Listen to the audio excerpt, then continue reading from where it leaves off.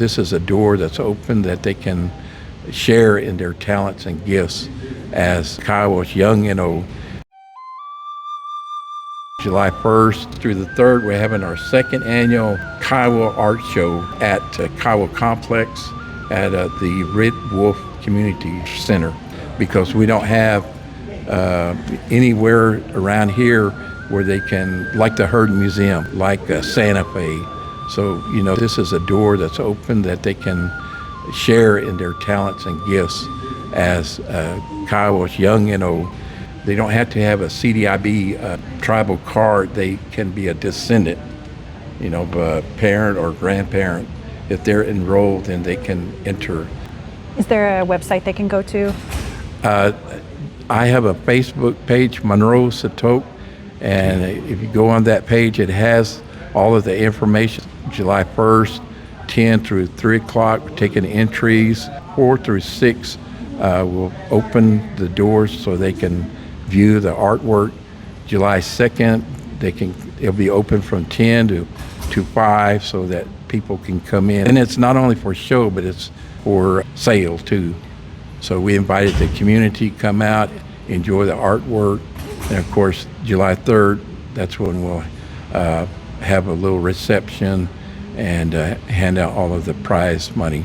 And I thank God for the Kiowa chairman who's all for this, and he's helping. We got donations, and we got enough money to support what we're doing. I'm named after one of the Kiowa 5, Monroe Satoke. They were the first ones to have an education, and they're known throughout the world. They went at different places. They went to France and in the World Fair. I believe that they were not only went and they performed the traditional dances, but they went and they showcased their artwork. And so, it's not just about powwows and all the other stuff, but art is important to us today. And there's many Kiowa artists that are out there, and it just takes a little bit of time for them to showcase. Getting the arts degree, I taught school in public schools, and I taught the basics about perspective, color, all of that, and then teaching watercolors, oils, and even doing pottery and jewelry. In 2006, I was notified by my friend who was a principal at Riverside, and he asked me if I wanted to come and teach at Riverside, and there was no question. I said, when? And so the next year I went and signed my contract, and I went in 2008 to 2020. I taught at Riverside Indian School. And being there, there's a lot of talent from all different tribes.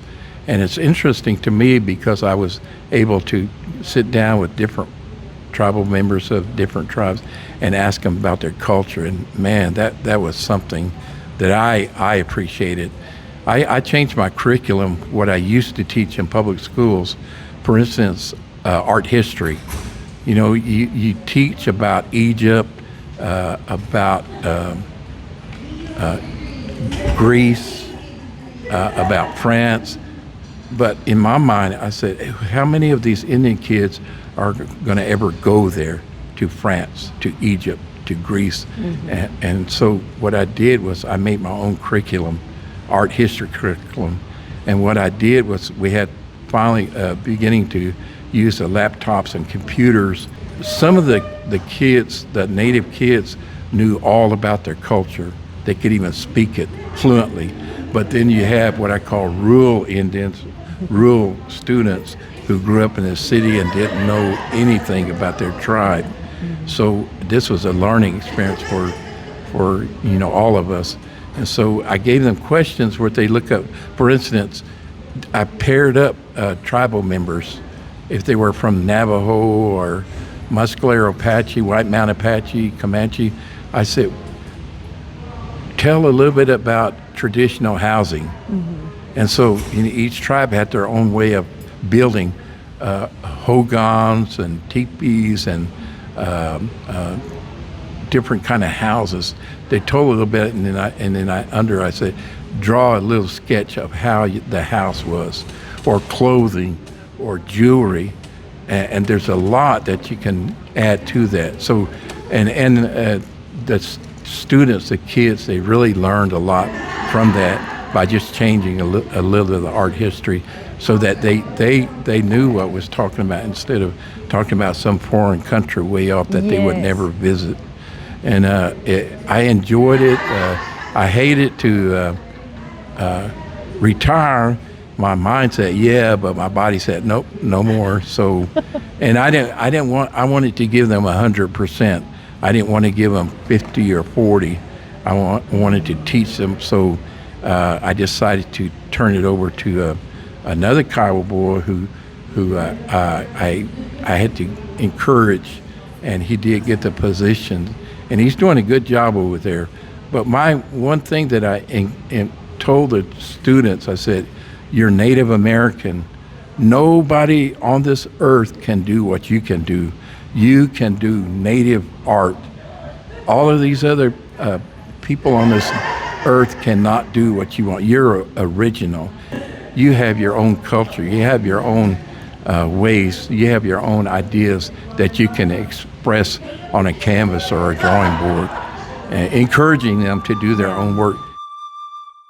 July 1st through the 3rd, we're at Kiowa Complex at Carnegie, Oklahoma, at the Redwood Community Center. It's something that is good, and it's good for our people and our community.